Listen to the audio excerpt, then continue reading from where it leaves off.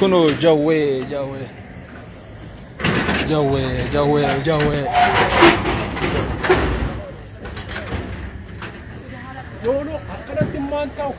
خرابنا خرابنا ما نمدن كساكس وده قبل من ده قبو باقون نسون ده قبا كن جوي ده كنو يسمع لا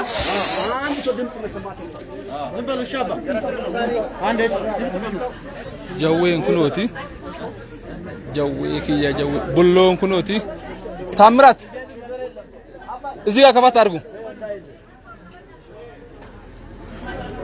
جوي كنوتي جويني بريدان برتقان أشيتا مندريني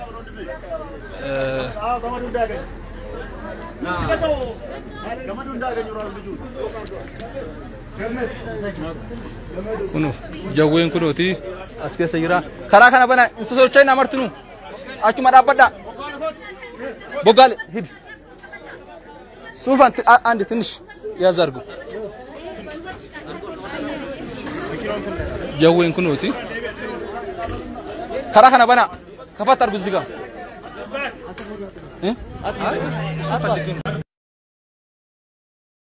بكاشش بالله نريبتنا تلي بنا بنا تلي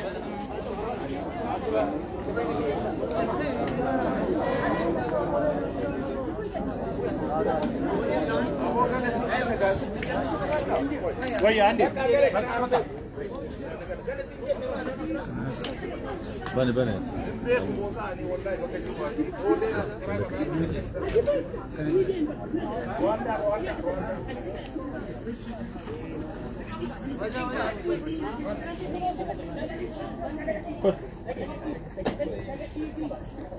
हो हो पूरा जामा से सारा जामा गुजरा जी कैमरा के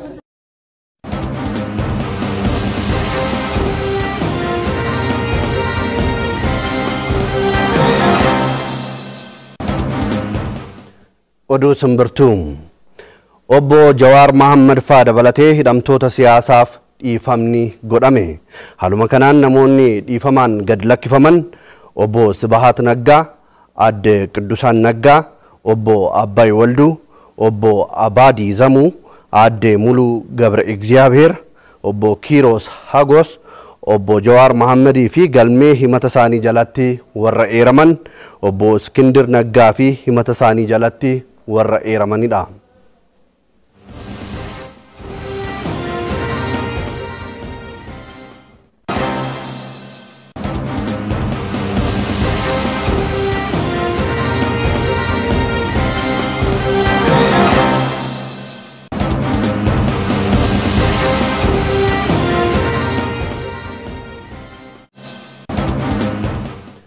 oduu Simbirtuu obbo Jawaar Mohaammed faa dabalatee hidhamtoota siyaasaaf dhiifamni godhame haluma kanaan namoonni dhiifamaan gad lakkifaman obbo Sibahat Naggaa adde Qidusaan Naggaa obbo Abbay Waldu obbo Abadi Zamuu adde Mulu Gabre Egziyaabeer obbo Kiros Hagos obbo Jawaar Mohaammed fi galmee himata isaanii jalatti warra eeraman obbo Iskindir Naggaa fi himata isaanii jalatti warra eeramanidha.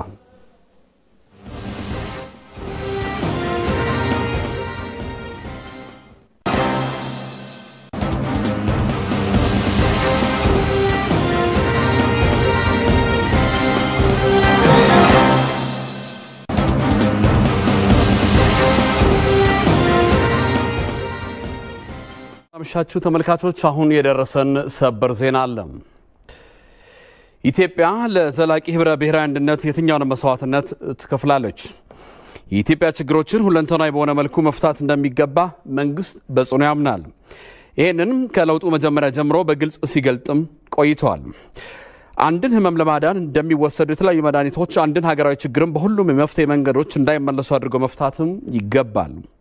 ኢትዮጵያ ከያቅጣጫው የተከፈቱባትን ጥቃት በጀግኖች ልጆቿ እየመከተች ነው። በዓለም አቀፍ መድረክ ሊገዳደሩን ያሰቡትን በሀገር ወዳድ ኢትዮጵያን ድምጽና ዲፕሎማሲያዊ ተጋድሎም ረተናል።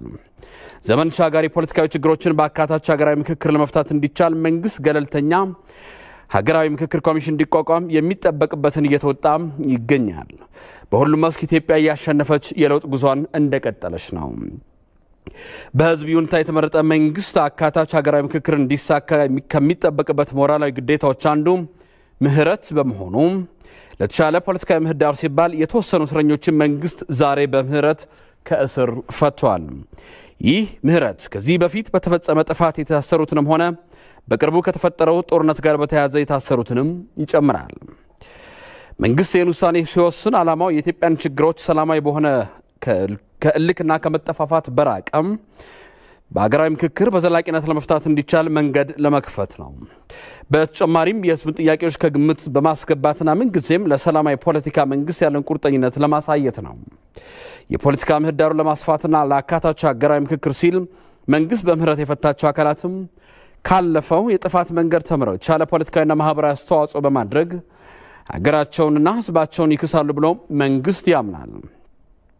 ከግጭትና ከከፋፋይ መንገዶች ይልቅ ለሰላማዊ ፖለቲካ በኩላቸውን እንደሚያደርጉም መንግስት ተስፋ ያደርጋል። መንግስት ይህን ውሳኔ በአንድ በኩል ሲወስን፣ በሌላ በኩል ደግሞ ያለፉ ዋጋ አስከፋይና ግጭት ጠማቂ አካሄዶች በጭራሽ እንዲደገሙ አይፈቅድም። ፍትህና ምህረትም በየሚዛናቸው እንዲጓዙ መንግስት ይፈልጋል። በሂደቱ የተጎዱ ወገኖች እንደሚኖሩ መንግስት ያምናል። የነዚህ ተጎጂ ዜጎች ቁስል በሽግግር ፍትህ የሚካስ ይሆናል። እነዚህ ተጎጂ ዜጎች ህመማቸው ለኢትዮጵያ የከፈሉት ዋጋ በመሆኑ ሸክማቸውን መንግስትና ህዝብ በጋራ እንሸከምላቸዋለን። ከስር የተፈቱት ወገኖች ጭምር የተጎጂዎችን ሸክም የመሸከም ዕዳም አለባቸው። መንግስት ይህን ውሳኔ የወሰነው በዋናነት ኢትዮጵያ እንድታሸንፍ ነው። ኢትዮጵያ የማህሪነቷን ዋጋ እንድታገኝ የኢትዮጵያ ምህረት ያገኙት አካላት ምህረቱን ያገኙበትን ዋጋ ይረዱታል ብሎ መንግስት ያምናል። የኢትዮጵያ ነባር ችግሮች የሚፈቱት በሰላማዊ ፖለቲካዊ ተዋጽኦ በሆደ ሰፊነትና አዎንታዊ ሚናን በመጫወት ነው። ለዚህ ደግሞ መንግስት ዋጋ ከፍሎም ቢሆን ቅድምናውን ይወስዳል። ዛሬም ለዘላቂ ህብረ ብሔራዊ አንድነትና ሰላም ሲል መንግስት የተወሰኑ እስረኞችን በምህረት ፈቷል።